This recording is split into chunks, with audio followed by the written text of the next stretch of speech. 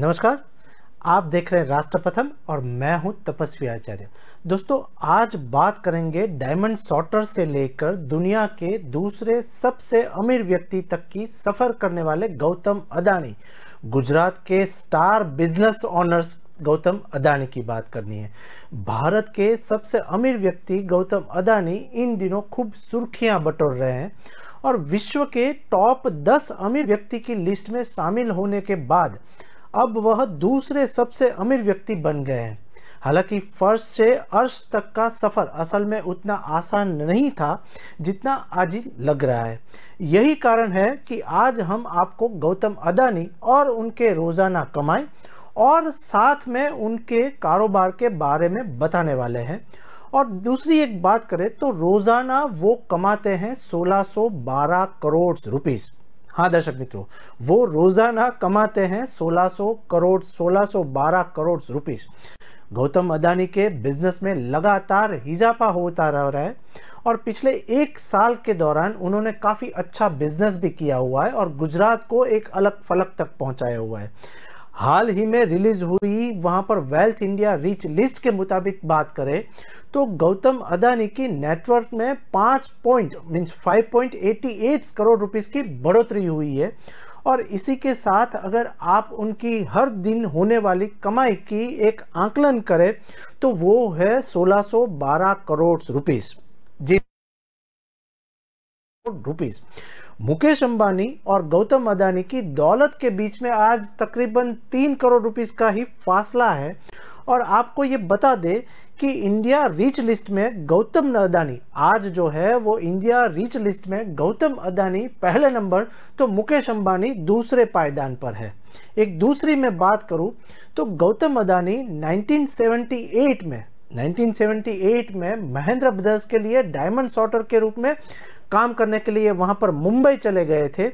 इसी बीच 1981 में उनके बड़े भाई मासुक भाई अदानी, उनके बड़े भाई का नाम मासुक भाई अदानी है, तो मासुक भाई अदानी ने अहमदाबाद में एक प्लास्टिक यूनिट खरीदी और गौतम अदानी को वह यूनिट चलाने के लिए उन्हें कहा गया और वो पॉलीविलाइन क्लोरीफाइड के आयात के माध्यम से यह एक उद्यम वैश्विक व्यापार के लिए अदानी का एक प्रवेश द्वार बन गया। 1985 में उन्होंने छोटे पैमाने के उद्योगों के लिए प्राथमिक पॉलीमर का आयात करना शुरू किया। 1988 में अदानी ने अदानी एक्सपोर्ट्स की स्थापना की, जिसे अब अदानी समूह की होल्डिंग कंपनी अदानी एंटरप्राइजेस के रूप में जाना जाता है। मूल रूप से कंपनी कृषि और बिजली वस्तुओं में काम करती थी। 1991 में आर्थिक उदारीकरण की नीतियां उनकी कंपनी के लिए अनुकूल साबित हुई और उन्होंने धातु, वस्त्र और कृषि उत्पादों में व्यापार का विस्तार करना शुरू कर दिया। 1994 में गुजरात सरकार ने मुंद्रा पोर्ट की प्रबंधकीय आउटसोर्सिंग की घोषणा की और 1995 में अदानी को अनुबंध से सम्मानित किया गया। 1995 में उन्होंने पहली जेटी बनाई। चूंकि यह ऑपरेशन मुंद्रा पोर्ट और स्पेशल इकोनॉमिक जोन द्वारा संचालित किया गया था, इसे अदानी पोर्ट्स और एसीजेड में स्थानांतरित कर दिया गया था। आज यह कंपनी सबसे बड़ी प्राइवेट मल्टी पोर्ट ऑपरेटर है। मुंद्रा पोर्ट भारत का सबसे बड़ा निजी क्षेत्र का बंदरगाह है, जिसकी सालाना 210 मिलियन टन कार्गो को संभालने की क्षमता है। अब उनके बिजनेस के बारे में बात करें तो अदानी समूह की बिजली कारोबारी की एक बात करूं मैं तो बिजली कारोबारी इकाई अदानी पावर की स्थापना 1996 में हुई थी और अदानी पावर 4620 मेगावाट की क्षमता वाला एक थर्मल पावर प्लांट है जो देश का सबसे बड़ा निजी ताप विद्युत उत्पादक माना जाता है। और 2006 में अदानी ने बिजली उत्पादक व्यवसाय में एक प्रवेश किया। 2009 से 2012 तक इन्होंने ऑस्ट्रेलिया में एबोट पॉइंट पोर्ट और क्लोरीफेन में क्लायोमैन का कोयला एक खदान का अधिग्रहण किया। मई 2020 में अदानी ने solar energy corporation of India द्वारा 6 बिलियन अमेरिकी डॉलर की दुनिया की सबसे बड़ी सौर बोली जीती। अदानी ग्रीन द्वारा 8000 मेगावाट की फोटोवोल्टिक पावर प्लांट परियोजना शुरू की जाएगी। अदानी सोलर 2000 मेगावाट अतिरिक्त सोलर सेल और मॉड्यूल निर्माण क्षमता स्थापित करेगी। सितंबर 2020 में अदानी ने मुंबई अंतर्राष्ट्रीय हवाई अड्डे में 74% हिस्सेदारी हासिल कर ली, जो दिल्ली के बाद भारत का दूसरा सबसे व्यस्त हवाई अड्डा है। नवंबर 2021 में ब्लूमबर्ग इंडिया इकोनॉमिक फोरम में बोलते हुए अदानी ने कहा कि समूह नए हरित ऊर्जा व्यवसायों में 70 बिलियन अमेरिकी डॉलर का निवेश कर रहा है। जुलाई 2022 में उन्होंने 3 विशाल कारखानों, सौर, इलेक्ट्रोलाइजर, पवन टरबाइन संयंत्रों के निर्माण के लिए निवेश का उपयोग कैसे किया जाएगा, इस पर नए विवरण की पेशकश की। फरवरी 2022 में उन्होंने मुकेश अंबानी को पछाड़कर एशिया के सबसे अमीर व्यक्ति बन गए। अगस्त 2022 में उन्हें फॉर्च्यून द्वारा दुनिया के तीसरे सबसे अमीर व्यक्ति का नाम दिया गया था और हाल ही में वो दुनिया के दूसरे सबसे अमीर व्यक्ति हैं। अब गौतम अदानी की थोड़ी पर्सनल बात करें, क्योंकि आज वो देश के सबसे बड़े बिजनेस टाइकून में से एक है। तो गौतम अदानी को गुजरात विश्वविद्यालय में पढ़ने के लिए भर्ती कराया गया था, लेकिन दूसरे ही वर्ष में उन्होंने अपना वाणिज्य पाठ्यक्रम छोड़ दिया। गौतम अदानी ने वहां पर 80 के दशक में मुंबई में हीरा सॉर्टर के रूप में एक काम शुरू किया और अपने पिता के कपड़े व्यवसाय को जारी रखने के लिए इनकार करते हुए उन्हें कॉलेज छोड़ दिया। एक संक्षिप्त हीरा व्यापार उद्यम से उन्हें पैसा बनाने के बाद की बात करें तो अदानी ने अंततः 1988 में एक वस्तु आयात और निर्माण फर्म शुरू की। और गौतम अदानी एक ऐसे व्यक्ति है जो वहां पर अवसर के दस्तक देने पर ही अवसर को पहचान लेते हैं। अदानी इसका जीता जागता सबूत है। उन्होंने उन अवसरों को पहचाना जब भारतीय अर्थव्यवस्था ने वैश्वीकरण के लिए अपने दरवाजे खोले। ये मौके उनके लिए वरदान साबित हुए।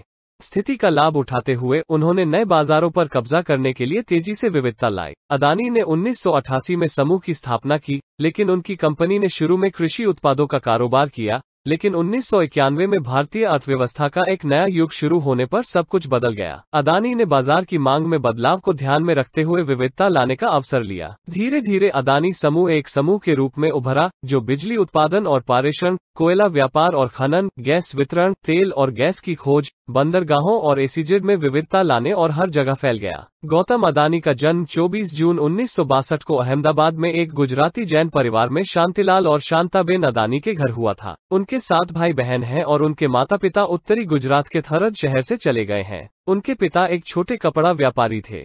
उनकी शिक्षा सेठ चिमनलाल नागिन दास विद्यालय अहमदाबाद में हुई थी।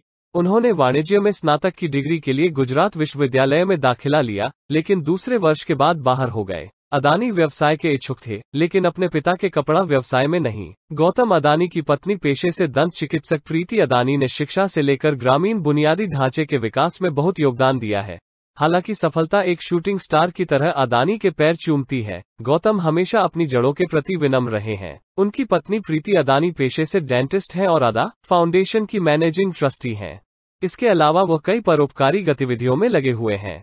ट्रस्ट शिक्षा, स्वास्थ्य, ग्रामीण बुनियादी ढांचे के विकास, सतत आजीविका निर्माण और महिला सशक्तिकरण के क्षेत्रों में काम करता है। एक स्वनिर्मित अरबपति जिसके पास कोई शीर्ष बिजनेस स्कूल प्रशिक्षण नहीं है। मूल्य, नवाचार, निरंतर सीखना, अवसर का लाभ उठाना अदानी की सफलता की कहानी। गौतम अदानी के जीवन पर नजर डालें तो दुनिया के दूसरे अरबपति बनने का उनका सफर आसान नहीं था। वो सेल्फ मेड अरबपति हैं और इस मुकाम को हासिल करने के लिए उन्हें किसी और की तरह संघर्ष करना पड़ा है। लेकिन वे एक दूरदर्शी भी हैं, जिन्होंने जीवन में शुरुआती दौर में ही अवसरों का लाभ उठाना सीख लिया। गौतम अदानी के जीवन से आज की पीढ़ी बहुत कुछ सीख सकती है। अदानी दूरदर्शी हैं। उन्होंने महसूस किया कि अर्थव्यवस्था के विकास के लिए बंदरगाह कितने महत्वपूर्ण हैं। अदानी मर्चेंट पोर्ट्स की क्षमता को समझते हैं और इस सेगमेंट पर एकाधिकार स्थापित करने में सफल रहे हैं। आज वे भारत में सबसे बड़े बंदरगाह के मालिक हैं और देश और विदेश में नए बंदरगाहों का निर्माण जारी रखते हैं। बाजार में बदलाव के साथ शुरुआत से ही उन्होंने व्यवसाय में विविधता लाने पर ध्यान केंद्रित किया। कृषि और बिजली उत्पादों के निर्यात से शुरू होकर उन्होंने अपने व्यवसाय को बिजली उत्पादन और वितरण, तेल और गैस की खोज, रसद, बंदरगाह विकास जैसे अन्य क्षेत्रों में विविधता प्रदान की। जब भारत का आर्थिक दर्शन बदल गया तो उन्होंने व्यापार के अवसरों को पहचाना।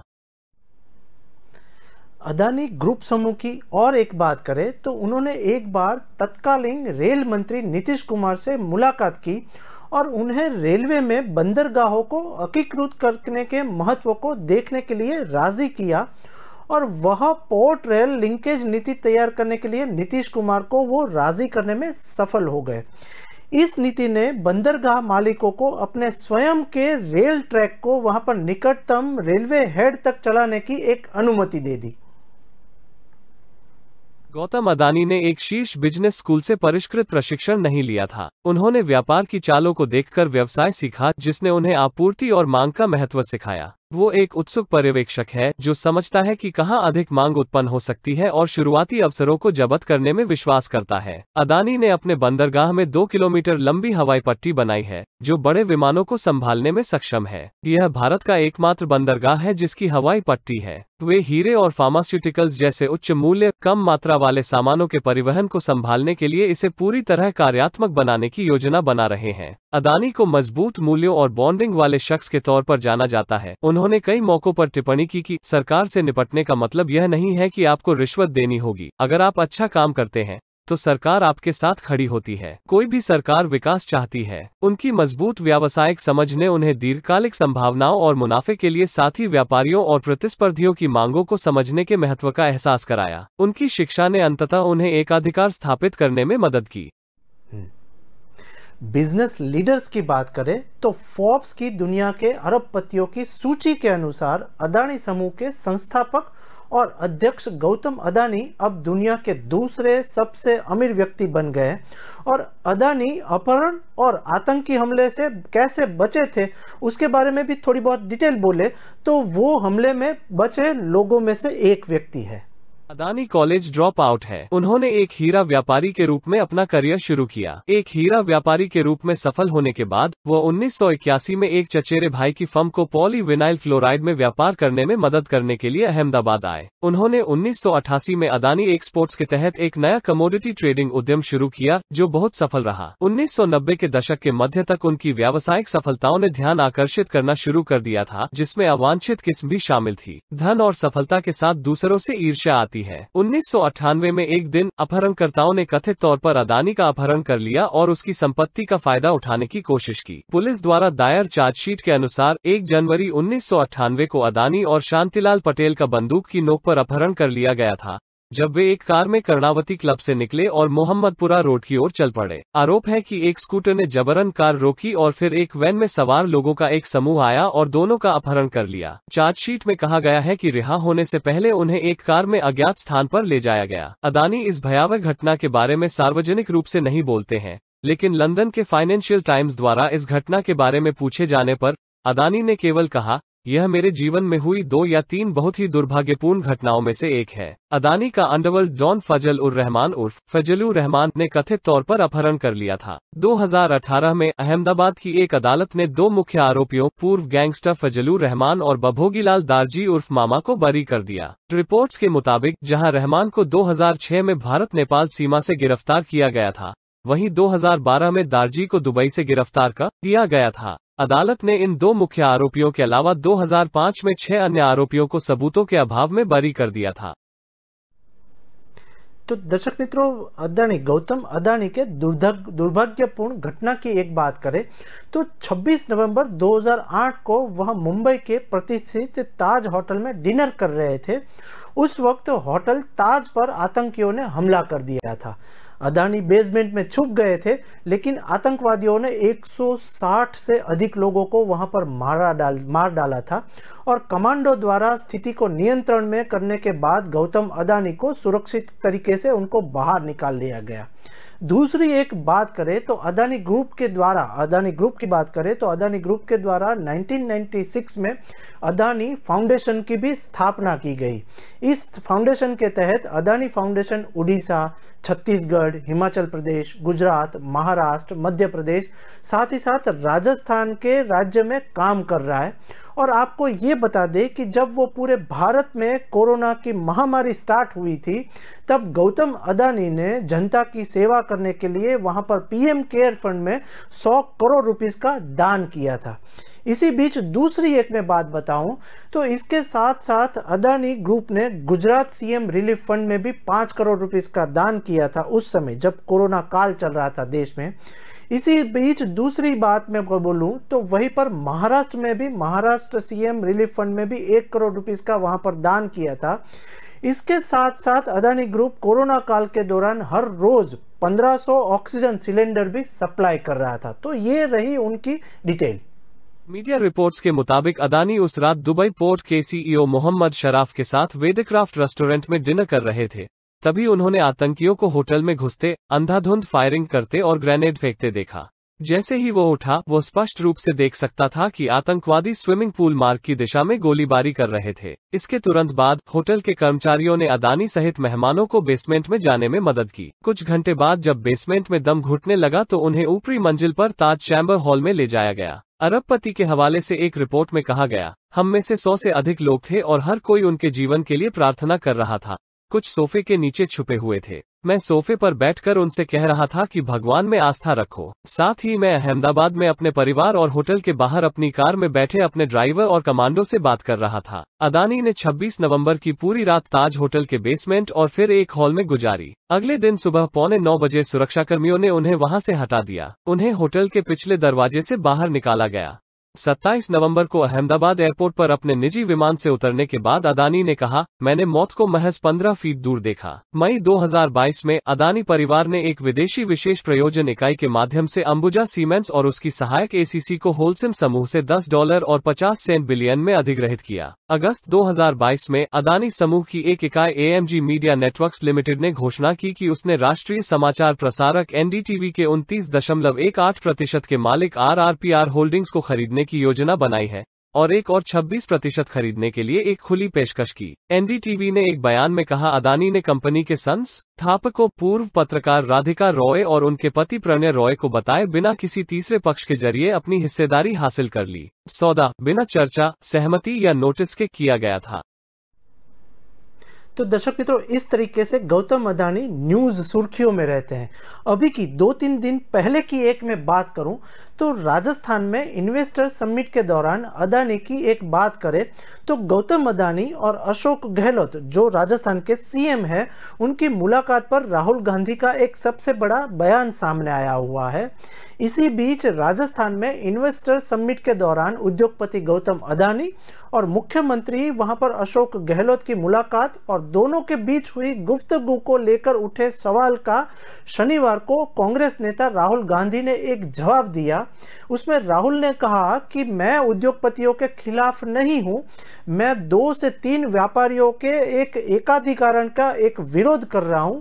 राहुल गांधी ने वो भी कहा कि अगर राजस्थान सरकार उडानी को वहां पर अदानी को गलत तरीके से बिजनेस देती है तो मैं उसका भी विरोध करूंगा। वहां पर वो ऐसा बोले कि अगर राजस्थान सरकार, भले वो कांग्रेस की सरकार हो, राजस्थान सरकार अदानी को गलत तरीके से बिजनेस देती है तो मैं उसका भी विरोध करूंगा। साथ ही साथ वो ऐसा कुछ बोले कि राजस्थान में अदानी का निवेश पर राहुल ने जवाब देते हुए कुछ ऐसा बोला कि गौतम अदानी ने राजस्थान को 60,000 करोड़ रुपए का एक प्रस्ताव दिया था। ऐसी बात करें कि ऐसे प्रस्ताव को कोई भी मुख्यमंत्री मना नहीं करेगा, लेकिन राजस्थान के मुख्यमंत्री ने अदानी को कोई खास ट्रीटमेंट नहीं दिया है। इसी बीच राजस्थान सरकार ने अपनी राजनीतिक पावर का इस्तेमाल करना और राजनीतिक पावर का इस्तेमाल कर अदानी के बिजनेस की मदद नहीं की है। अदानी के पास लग्जरी प्राइवेट जेट से लेकर कारों और हेलीकॉप्टर तक है जिनकी लंबी लिस्ट है। अदानी ज्यादातर अपने प्राइवेट जेट में ही ट्रेवल करते हैं। इसमें बॉम्बार्डियर, एक बीचक्राफ्ट और एक हॉकर शामिल हैं। कुछ रिपोर्टों के अनुसार उनके सबसे सस्ते प्राइवेट जेट की कीमत भारत में लगभग 15.2 करोड़ रुपए है। 3 आलीशान जेट विमानों के अलावा अदानी एंटरप्राइज के मालिक के पास अपनी छोटी यात्राओं के लिए 3 हेलीकॉप्टर भी रखे हैं। उन्हें अपने अगस्ता वेस्टलैंड AW139 हेलीकॉप्टर में सबसे ज्यादा देखा जाता है। उनके अन्य 2 हेलीकॉप्टरों के बारे में ज्यादा जानकारी नहीं है। हेलीकॉप्टर और जेट के बाद नंबर आता है अदानी के लग्जरी कारों की, जिसकी सूची काफी लंबी है। 3.5 करोड़ रुपए की रेड फरारी और एक शानदार BMW 7 लगभग 3 करोड़ रुपए की लागत उनकी 2 सबसे लोकप्रिय और व्यापक रूप से देखी जाने वाली कारें हैं। लगभग हर क्षेत्र में अपनी विशाल उपस्थिति के कारण अदानी एंटरप्राइज के पास ईंधन और अन्य सामग्रियों के परिवहन को सुनिश्चित करने के लिए लगभग 17 जहाज हैं। लेकिन लोगों की दिलचस्पी यह हो सकती है कि 2018 में गौतम अदानी ने अपने 2 नए खरीदे गए जहाजों का नाम अपनी भतीजी के नाम पर रखा। 2 जहाजों MW वंशी और MW राही का निर्माण दक्षिण कोरिया के Hanjin heavy industries and construction corporation द्वारा किया गया था। बता दें कि ऐसे जहाजों को खरीदने से कंपनी को अपने लॉजिस्टिक्स इंफ्रास्ट्रक्चर को मजबूत करने में मदद मिलती है। गौतम अदानी भारत के कुछ महत्वपूर्ण हवाई अड्डों के मालिक भी हैं। गौतम अदानी भारत में कुल 7 हवाई अड्डों के मालिक हैं, जिसे सरकार ने प्राइवेट कंपनियों को लीज पर दिया हुआ है। अदानी एंटरप्राइज लिमिटेड की मुंबई, अहमदाबाद, जयपुर, लखनऊ, गुवाहाटी, तिरुवनंतपुरम और मंगलुरु हवाई अड्डों में हिस्सेदारी है।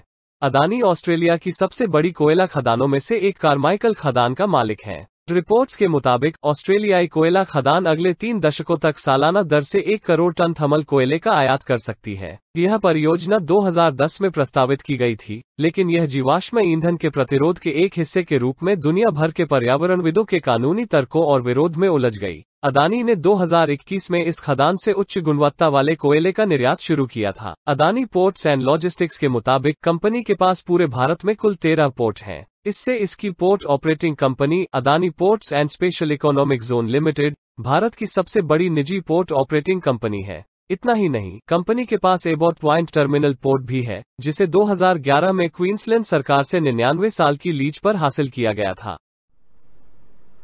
तो दर्शक मित्रों, अंत में हम लोग गौतम अदानी की संपत्ति के बारे में थोड़ी बहुत जानकारी ले तो गौतम अदानी की संपत्ति में बढ़ोतरी के पीछे की वजह शेयर बाजार में सूचीबद्ध उनकी कंपनियों के शेयर की कीमत में तेजी आना है। पिछले 1 साल की बात करें तो अदानी एंटरप्राइज, अदानी पावर या अदानी ट्रांसमिशन और साथ ही साथ अदानी टोटल गैस के शेयरों में की दाम की बात करूं तो दाम 100% अधिक बढ़ चुका है। आशा रखते हैं कि ऐसे ही बिजनेस का टाइकून जो गुजरात के एक हीरो माने जाते हैं गौतम अदानी, ऐसे ही गुजरात को और देश को बड़े पैमाने पे और ऊंचाई पर ले जाएंगे। नमस्कार।